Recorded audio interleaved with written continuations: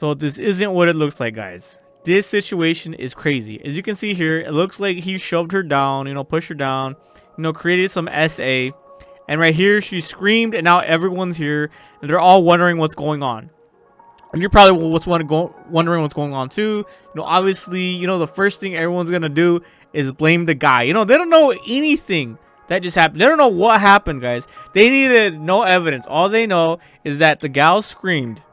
Right? This is how scary this is. The gal screamed, and that was their cue to just blame the guy and be like, "What did you do to her? Call the police."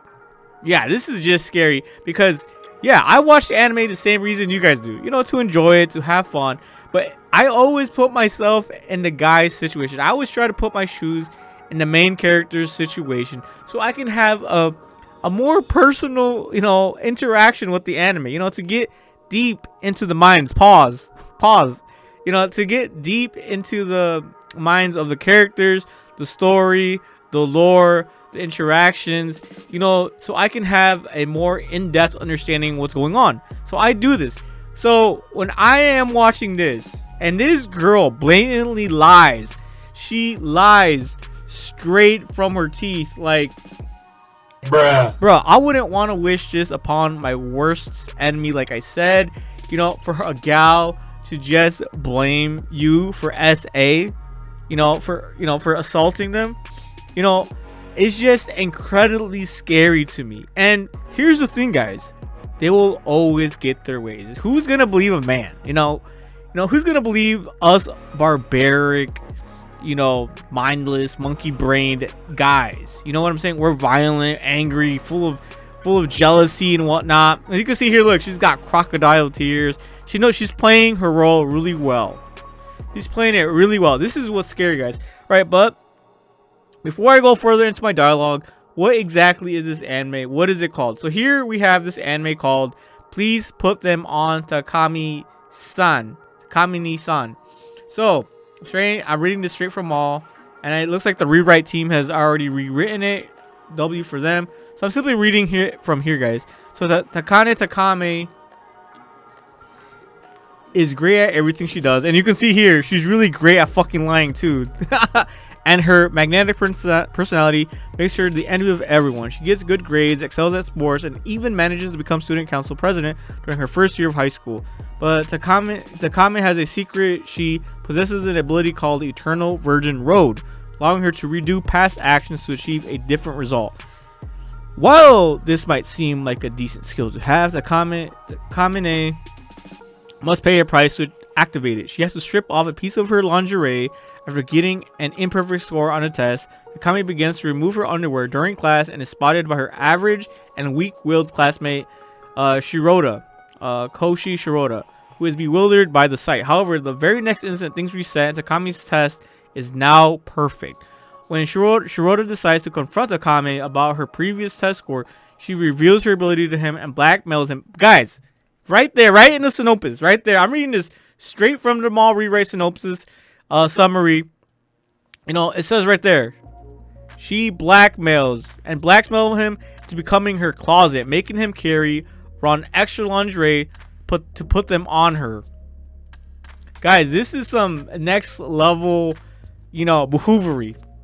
All right, her goal is to be able to use Eternal Virgin Road as much as possible in order to stay at the top of her school hierarchy. Left with little choice in the matter, Shirota accepts starting an oddly intimate type of relationship with the most popular girl at school. Yeah, despite her being popular, this guy is 100% innocent. And he didn't even want to do it. He didn't want to become this so-called closet. He didn't want to become some type of slave as he used in during this episode. He didn't want to become her slave. He didn't want to do this. Yeah. It sucks too because it's not like this boy's a coomer. See, I wish this hadn't happened. He has some regrets. He doesn't want this to be happening right now. And I think we skipped the scene here. Right here, the scene right here. You can see here. She's like, "All right then. I know you didn't want this to happen. I can redo. We can reverse it. That she hadn't screamed like that. If this didn't happen, things can go back to normal." But guys, you gotta remember, even though she reverses this, even if she reverses it, she could always scream foul again, and they'll always believe her. They'll always believe women.